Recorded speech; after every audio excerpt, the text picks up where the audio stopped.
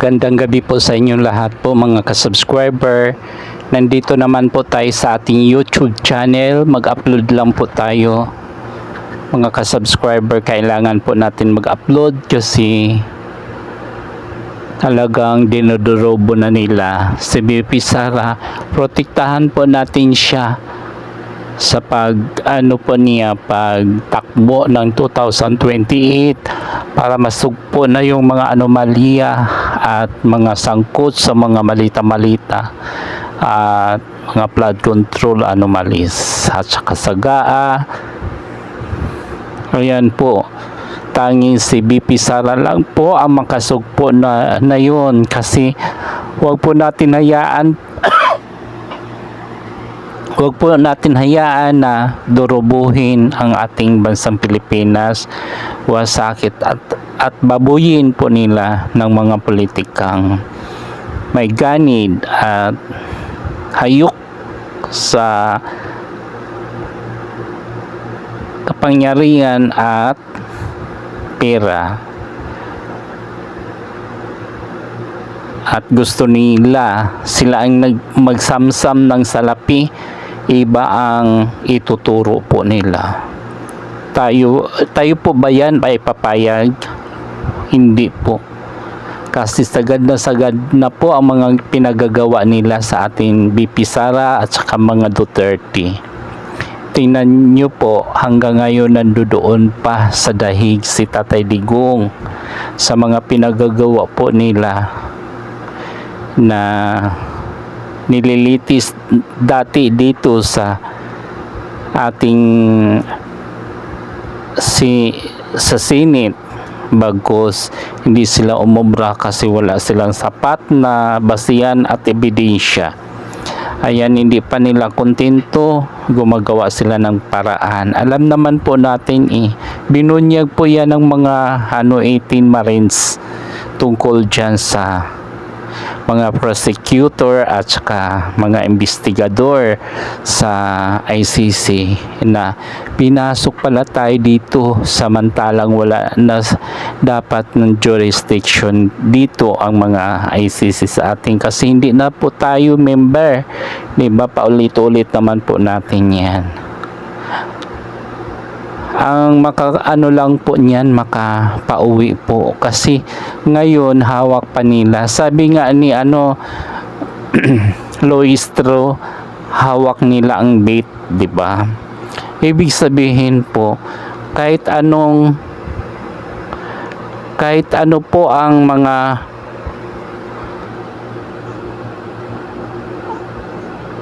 kahit po anong gagawin po natin, hawak po nila ang kapangyarihan. Lahat gagawin po nila, kahit doon sa dahig po. Sabi nga nila, Vindalo, lahat po ng justice dito, Vindalo po nila. Hindi sila gumalang sa Constitution ng Pilipinas. May sarili silang batas, kaya nilang baluktutin. Sabi nga daw nila Vindalo. Alam niyo po, kasi kung patuloy pa kayo niyan sa mga masasama niyo gawain, buhay ang Panginoon. Lahat po yan, ayaw po nun sa mga ganyang anomalya. Mga Pilipino ang nagdudusa. Ito nga, darating na ang panahon na tag-ulan na naman. Ano naman po ang hantungan sa mga Pilipino po natin, mga kababayan, na sa flood control hanggang ngayon nakabuhanghang, di ba? Kayo po ang nag-ano po noon, kayo po ang may kasalanan. Bakit hindi inyo ginawa, bagkus binulsa ninyo ang budget doon na milyones, trilyones pa po, diba? Alam naman po natin yan. May investigation po, kaso lang walang nakukulong, diba? Ngayon, hindi naman po pwede na walang mananagot, talagang dapat may mananagot. Sabi nga ni BP Sara, hindi po pwede na walang mananagot.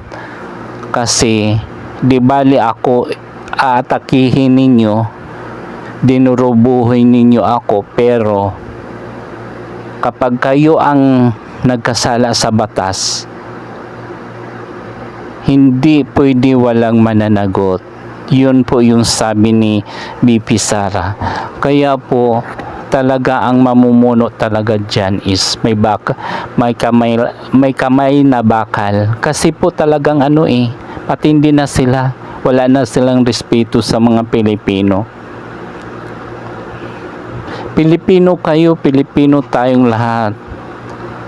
Dito tayo namuhay, may bahay tayo dito, bawat Pilipino. Bakit binababoy nyo at binalahura po ninyo ang ating bayan, ang ating bansang Pilipinas? Diba? Bansa po natin to, dito tayo sinilang, dito tayo mamamatay sa ating bansang sinilangan sa Pilipinas. Kaya ayusin po natin, pagandahin para sa mga generation to generation, kaapu-apuhan po natin, may malalangha pa sila at matatanaw pa nila ang kagandahan ng ating bayang Pilipinas.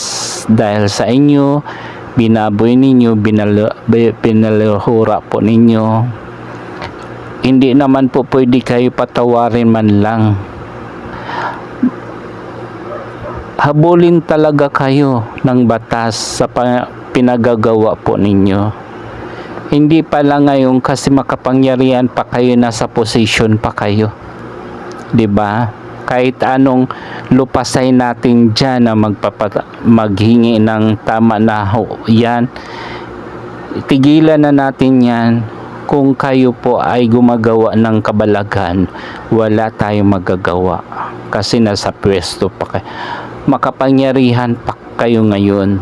Pagbaba ninyo, doon kayo uusigi ng batas. Yung mga mananagot talaga kayo. Kaya po ito po nga may talaga ngayon yung House Speaker si Romualdez. Talagang po siya, kung gusto hingi siya ng kapatawaran sa mga Duterte, sa mga nagawa niyang kasalanan, o kaya may po siya, babasahin ko po, 'di ba? May po siya Ang sabi po niya po, ito ba babasahin ko? Hinihiling ko sa inyo kapatawaran. Gusto ko pong humingi ng sorry sa pamilyang Duterte dahil sila ang madidiin, kahit alam ko puro kabutihan ang ginagawa sa bansa. Mali ako sa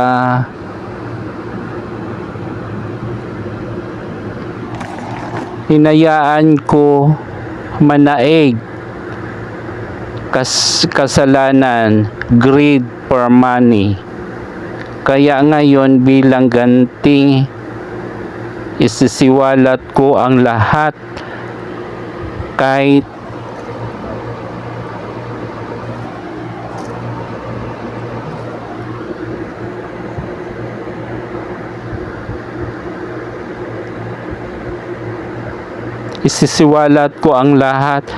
kahit idiin nila ako.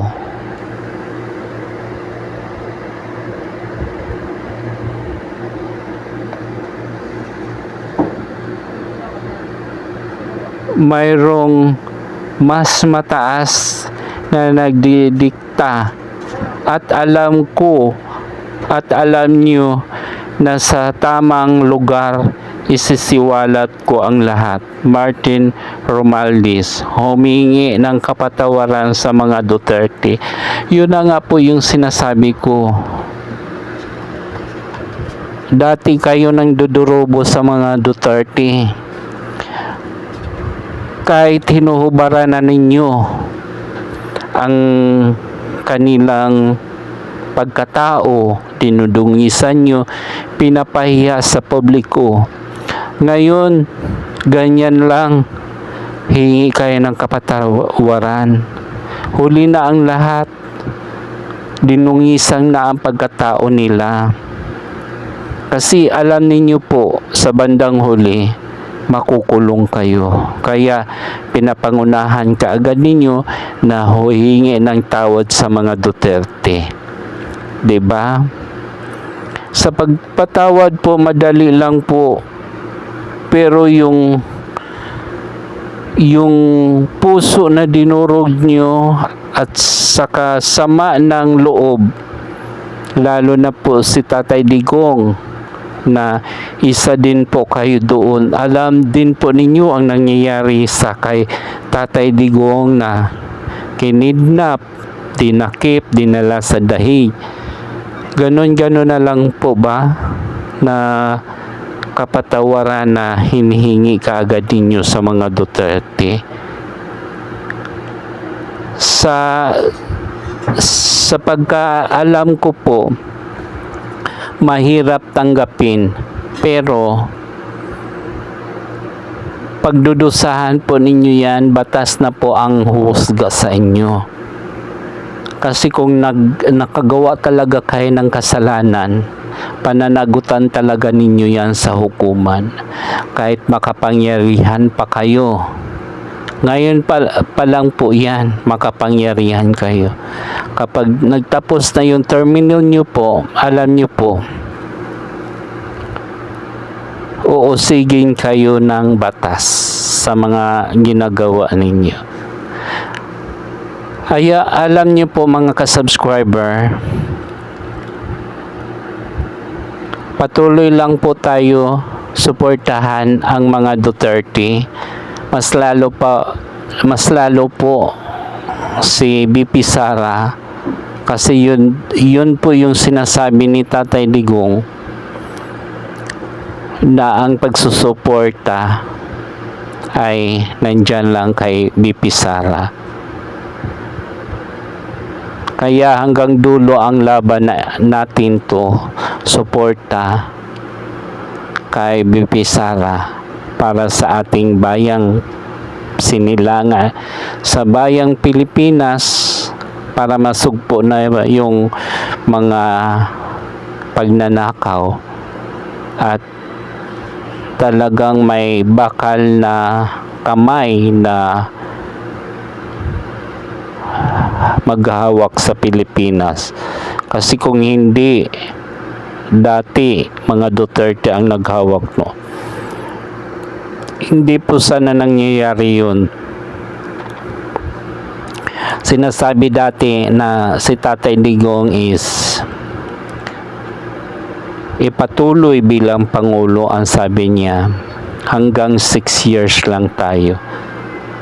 May batas na hanggang 6 years lang tayo.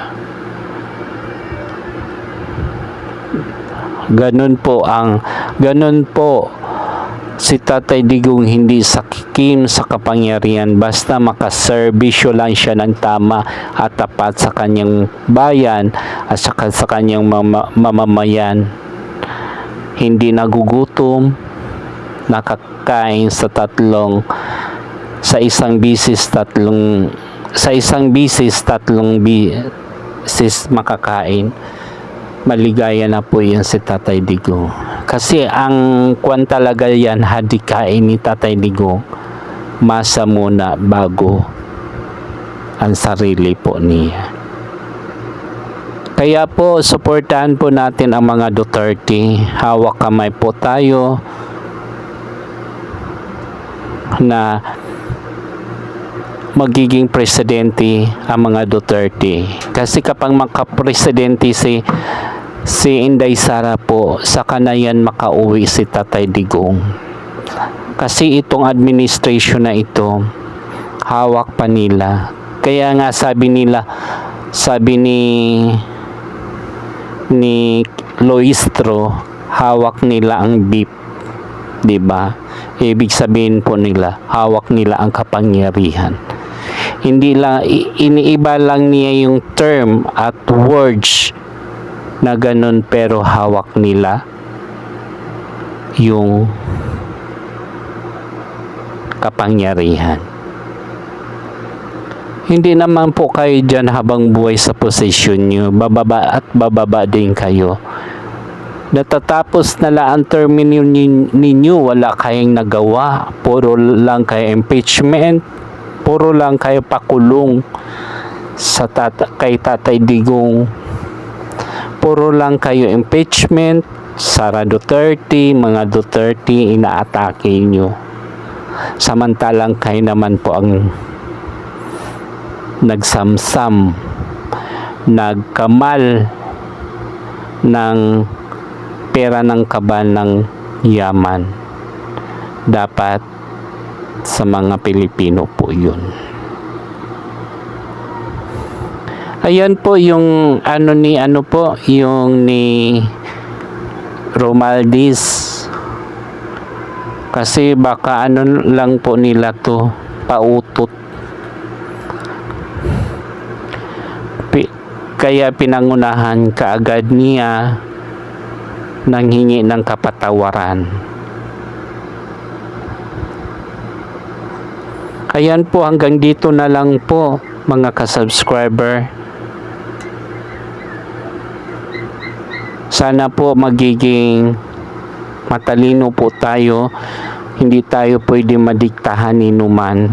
Ang sa atin man lang katotohanan. Kasi po kapag mga Pilipino kasi daw parang nilalaso nila ang isipan. Kunwari sila ang tama, sila ang inaapi, mga Duterte na po ang masama, 'di ba? Ganun po 'yan sila. Mga po nila 'yan patibong para aatakahin yung mga Duterte mas lalo kay Sara. Katulad nga yan po sa salin ni BP Sara. Kaiba-ibang sa salin nila sa president at saka sa speaker. Sa kanila bilyon milyon. Kay BP Sara kalahati lang. Mga mga 7 million, 5 million, sa kanila 400 billion, 100 billion, di ba? Ampere po. Ngayon pa sila, nagsisiwalat sa mga salin ni BP Sara.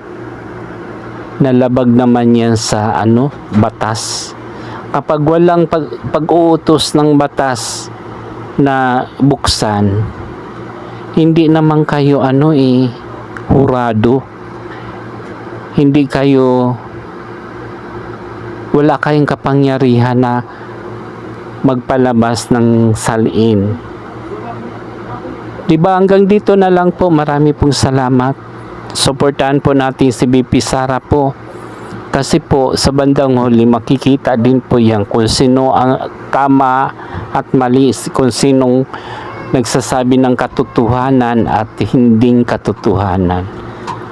Po yan siguro ma-impeach sa House, pero sa pagdating sa Senate na po yan, i-abolish. Katulad noon, binasura ng Supreme Court. Hanggang dito na lang. Bye-bye po.